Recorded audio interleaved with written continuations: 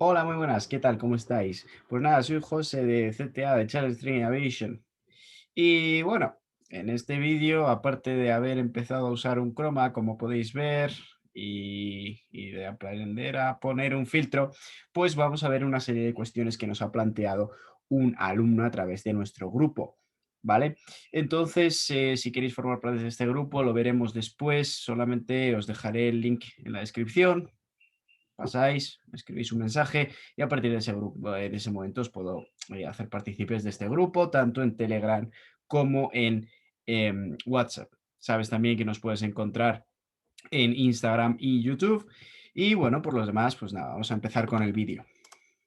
Lo que nos ocupa hoy en este vídeo es, como vais a ver a continuación en esta presentación, un alumno nos propuso una serie de cuestiones, de problemas, ¿no?, que le habían transmitido sus profesores en su universidad y nos dijo si podíamos ayudarle a comprobar que su razonamiento era correcto. En este caso, bueno, pues son preguntas de principios de vuelo, de aerodinámica, también relacionadas un poquito con el tema de performance, ¿no? Bueno, como veis aquí las tenemos y como os dije antes, estas preguntas las transmitieron a través de nuestro grupo de WhatsApp. Así que nada, repito, si quieres tener acceso a este grupo de WhatsApp, link en la descripción.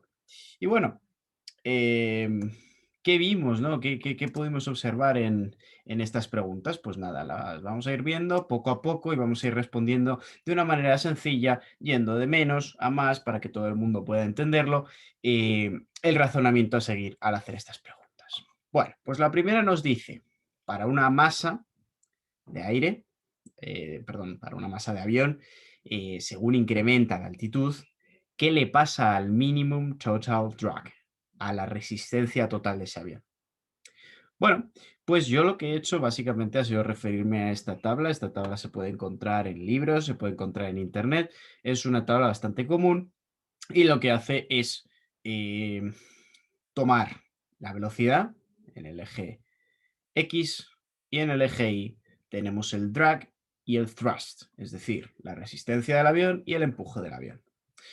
Como vemos, según incrementa la velocidad, el drag primero disminuye, es decir, la resistencia aerodinámica disminuye hasta un punto mínimo que podemos ver por aquí y a partir de ahí crece. Con la potencia pasa algo que es al contrario, pero no tan fuerte, ¿no? La potencia que podemos producir, ¿no?, en un motor, en una aeronave, pues va decreciendo con la velocidad, como vemos aquí. Como veis aquí también, la línea azul se corresponde a la altitud más alta de este experimento, que serían los 30.000 pies, la verde serían los 15.000 pies, una altitud media, y la línea roja serían el sea level, el nivel del mar. Entonces, bueno, de aquí sacamos una serie de conclusiones, ¿no? Bueno, partiendo del nivel más básico, es que la resistencia a cualquier peso aumenta con la velocidad, es decir, disminuye, perdón, con la velocidad hasta llegar a un punto. Este punto de aquí sería el punto de VMD, punto de mínima resistencia, y a partir de ese punto vuelve a incrementarse. Entonces, si nosotros queremos volar produciendo la mínima resistencia aerodinámica, lo que vamos a tener que hacer es volar a esta velocidad, ¿no? Más cosas interesantes que vemos aquí. Bueno, pues vemos cómo afecta el peso a esa resistencia, ya intentando ver un poco el kit de la cuestión, ¿no? Intentando ver un poco lo que nos preguntaban, ¿no? Bueno, pues como vemos aquí, es curioso que desde el punto de mínima resistencia a nivel del mar, es decir, a baja altitud, esa resistencia va a incrementarse mucho más. Pero por debajo del punto de mínima resistencia, esa resistencia va a ir desapareciendo mucho más rápido al nivel del mar. Entonces, esto nos deja una serie de puntos importantes. Entonces, yo voy a anotar por aquí. Como veis, el punto de mínimo drag de la línea roja está por esta zona. El punto de mínimo drag de la línea verde, es decir, de una altitud media, está por esta zona, y el punto de mínimo drag de la línea azul está por esta zona. Esto al final lo que nos da es una velocidad para mínimo drag. Como podemos observar aquí, la velocidad para mínimo drag a nivel del mar es mucho más baja que la velocidad de mínimo drag a 15.000 pies y más baja a su vez que la velocidad de mínimo drag a 30.000 pies. Sin embargo, si nos damos cuenta y dibujamos aquí una línea recta, bueno, de lo que nos vamos a dar cuenta es de que la cantidad de drag, es decir, la fuerza de resistencia de nuestro avión, no varía. Da igual que estemos arriba o abajo.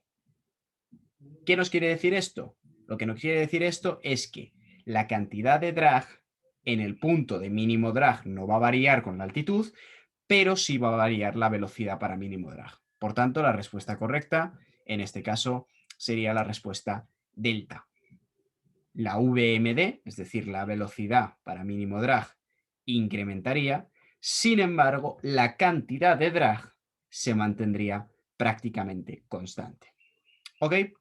Bueno, pues esto dejaba respondida nuestra primera cuestión. Vamos a ver ahora la segunda. Nos preguntaba, la tangente del origen a la curva de drag velocidad para un jet nos va a dar la velocidad para, y las opciones son máximo rango, máxima resistencia en el aire y mínimo drag, mínima potencia requerida.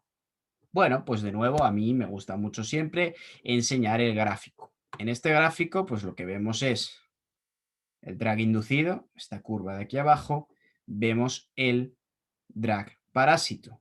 Sabemos que si sumamos el drag inducido, es decir, la resistencia inducida y la resistencia parásita, nos sale la resistencia total. Como vemos aquí, aquí está el punto de VMD, que lo veíamos en la pregunta anterior, es la velocidad de mínima resistencia, ¿vale? Y a partir de ahí, pues la resistencia aumenta y hacia el lado contrario, la resistencia aumenta también. Bien, nos pregunta aquí, la tangente del origen es ¿qué velocidad? Bueno, pues vemos aquí dibujada en puntos la tangente que se cruza justamente en este punto, que coincide que es 1,32 de VMD, que es la velocidad de máximo rango para un jet. ¿Vale? Entonces, el punto tangente de la recta es la velocidad que en un avión de jet nos daría el máximo rango. Esta tabla es muy interesante y yo animo a cualquiera que esté estudiando la asignatura de performance y la asignatura de principios de vuelo, sobre todo la parte de mecánica de vuelo, que le eche un vistazo a esta parte, ¿no?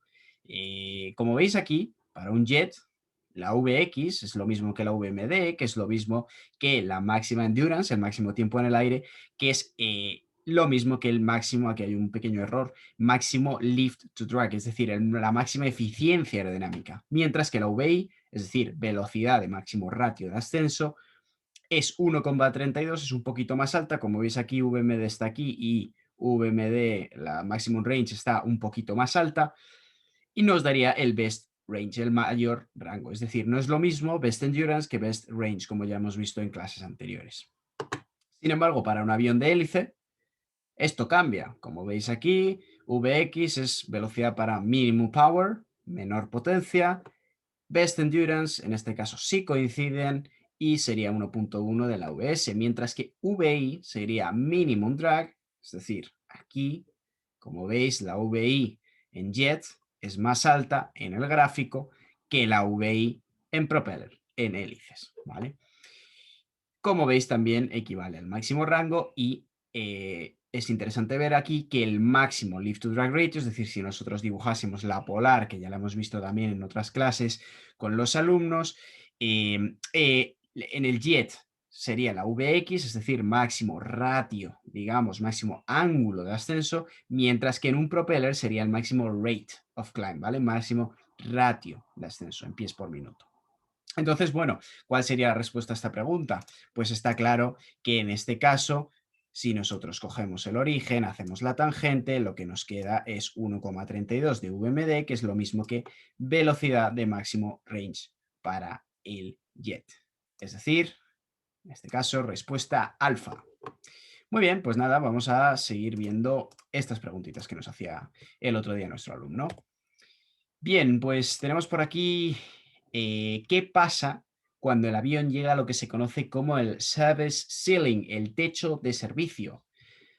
Vemos aquí en la explicación que tenemos 3 diferentes techos, es decir, cuando a mí me preguntan cómo de alto puede volar tu avión. Bueno, pues por ejemplo, si tú le preguntas a un piloto de Airbus, te va a decir que el Airbus 320 puede volar más o menos de máximo unos 39.600 pies aproximadamente, dependiendo exactamente del modelo, etcétera, etcétera. Pero esto es una limitación estructural, ¿vale? Hay que tener en cuenta que hay limitaciones estructurales, limitaciones aerodinámicas y limitaciones legales también. Nosotros no podemos volar un avión a la altitud que queramos, ¿vale? Aunque podamos hacerlo por teoría, ¿no? Por diseño. Bien, entonces esto nos da 3 techos del avión, 3 altitudes máximas que no deben ser sobrepasadas. Lo primero es el techo aerodinámico, el aerodynamic ceiling, cuando las velocidades para low speed buffet y high speed buffet son la misma. Es decir, lo hablábamos en otras clases, el coffin corner, ¿vale? Esa es la velocidad aerodinámica en la que si vas demasiado más lento de esa velocidad, caerías en pérdida. Si vas más rápido de esa velocidad, empezaría el high speed buffet, ¿vale? Es decir, te estarías pasando de velocidad. Luego tenemos el absolute ceiling, donde la potencia requerida y la potencia disponible se tocan. Es decir, tienes la misma potencia requerida que la misma potencia que puede producir tu motor. Lo que quiere decir que tu motor, dando todo lo que puede dar, va a ser capaz de producir solamente la que requieres, es decir, no vas a poder subir, ¿vale? Rate of climb sería cero, porque si no hay exceso de potencia, no hay subida, ¿vale? O sea, es decir, tu motor te está dando la potencia justita para que te mantengas a ese nivel, pero no vas a poder subir más, ¿vale?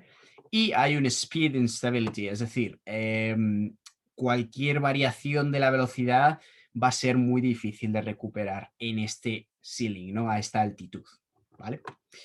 Bien, bueno, lo veríamos aquí en el gráfico. Aquí tenemos power available, power required, se juntan en el absolute ceiling, ¿ok? Bueno, y luego tenemos el service ceiling, que sería el techo de servicio, ¿vale? El techo de servicio es una regulación, digamos, legal que se nos da para que no lleguemos nunca al absolute ceiling, ¿vale? En el service ceiling se nos da, es nuestra altitud máxima a la cual nuestro avión va a poder producir unas performance, unas actuaciones decentes, ¿vale? En teoría, ¿ok?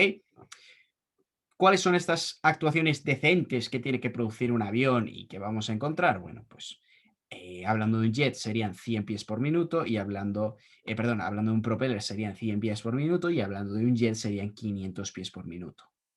¿Ok? Y en el caso de un twin engine, rate of climb con un motor inoperativo serían 50 pies. ¿Qué quiere decir esto? Que cuando nosotros estemos a esta altitud, nuestro avión por certificación tendría que ser capaz de subir a 100 pies por minuto, 500 pies por minuto o 50 pies por minuto en un multimotor con un fallo en motor. Por tanto, vistos todos estos ceilings, podemos ya responder a la pregunta. Cuando un avión llega a su service ceiling, es decir, este de aquí, the excess of power will be zero. Eso no es cierto, hay un exceso de potencia, por eso podemos, aunque sea poco, poder pues seguir ascendiendo. It will have a small positive rate of climb. Eso podría ser cierto, es cierto que vamos a tener un ascenso pequeño, ¿ok? The rate of climb will be zero. No, no sería cero. Tendríamos que tener un poco más, ¿vale? Cero es en el ceiling absoluto, ¿vale? Y delta, the lift will be insufficient to support the weight. La sustentación del avión va a ser insuficiente para soportar el peso del avión. Bueno, esto no es correcto, ¿no? Hemos dicho que al final en el service ceiling se puede volar. Lo único que está es ya un poquito al límite, pero el avión no se cae, ¿vale? Todo esto es teoría, luego hay muchas variantes, hay muchas cosas que pueden pasar y eso puede hacer que cambien las situaciones. Entonces, ¿cuál es la respuesta correcta en este caso? Bueno, pues sería bravo. It will have a small positive rate of climb. Es decir, vamos a subir, pero muy despacito. Muy bien, y nos vamos ahora ya a la última pregunta que nos hacía nuestro alumno y vamos a verla porque me parece muy interesante y me parece uno de los temas recurrentes y que siempre, siempre, siempre acaban saliendo eh, las preguntas y en las clases, ¿vale? Es uno de los más importantes. Tenemos un glide, tenemos un planeo. ¿Eso qué quiere decir? Que el avión cae sin motor. Los aviones cuando pierden los motores o apagan los motores se caen y caen a plomo. No, caen planeando, ¿vale? Los aviones, todos los aviones planean. Algunos más, algunos menos, pero todos los aviones planean, ¿ok? Entonces hay que tener en cuenta una cosa muy importante. Por ahora me voy a centrar en esta pregunta, pero ya ampliaré más. Lo que quiero que entendáis es lo siguiente. El planeo, como lo vemos aquí, ¿cuánto planea un avión? Esa es básicamente la pregunta. Entonces, la respuesta a esta pregunta es que depende. Depende, ¿estamos hablando de tiempo en el aire o estamos hablando de distancia? Bueno, pues estudiándolo se ha visto que un avión, os lo dibujo por aquí, un avión que está planeando, si es el mismo avión, por supuesto, y en las mismas condiciones, es decir, misma densidad, flaps en la misma posición si los hubiera, misma temperatura, presión, etcétera, etcétera. Dos aviones exactamente iguales van a planear la misma distancia, ¿vale? Si están llenos o si están vacíos. Hay mucha gente que dice, no, pero es que un avión lleno va a planear menos. No, eso no es así. De hecho, si tú te metes en el manual de cualquier avión y miras la gráfica del planeo, lo que vas a ver es que no te especifica si está cargado o no está cargado el avión, porque el planeo va a ser el mismo. Es decir, si a ti en tu gráfica esa te dice que a 5.000 pies vas a poder planear 15 millas, no lo sé, esto me lo estoy inventando, da igual que el avión esté lleno o vacío, tú vas a poder planear 15 millas sobre el aire. ¿Ok? Por supuesto, esto no tiene en cuenta el viento, ¿vale?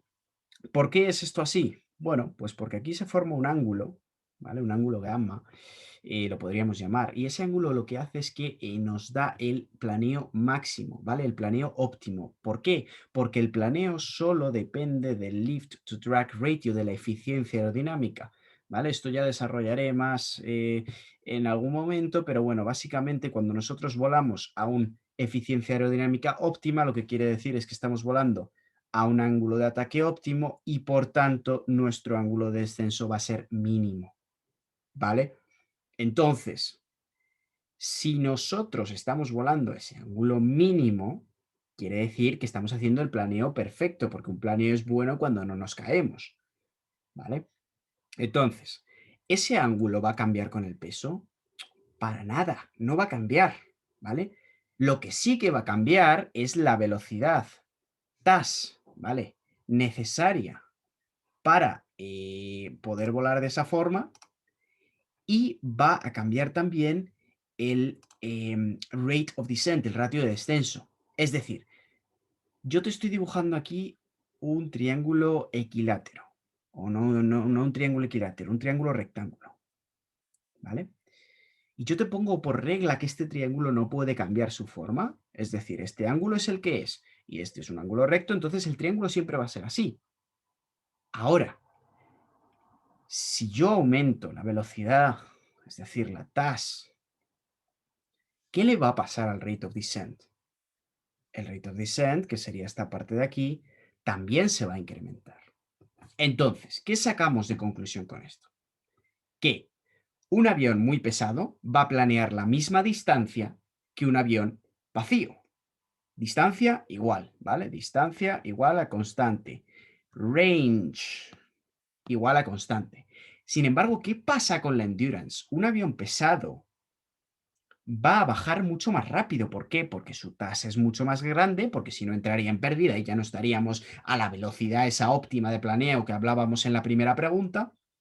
Pero a costa de esto, como no podemos tocar ese triángulo, el rate of descent, ¿vale? La cantidad de pies que cae por minuto va a ser más grande. Por tanto, la endurance, es decir, tiempo en el aire, va a bajar con la masa. ¿Ok? Avión más pesado, avión ligero, mismo rango. Avión más pesado, menos tiempo en el aire. Avión más ligero, más tiempo en el aire. ¿Ok?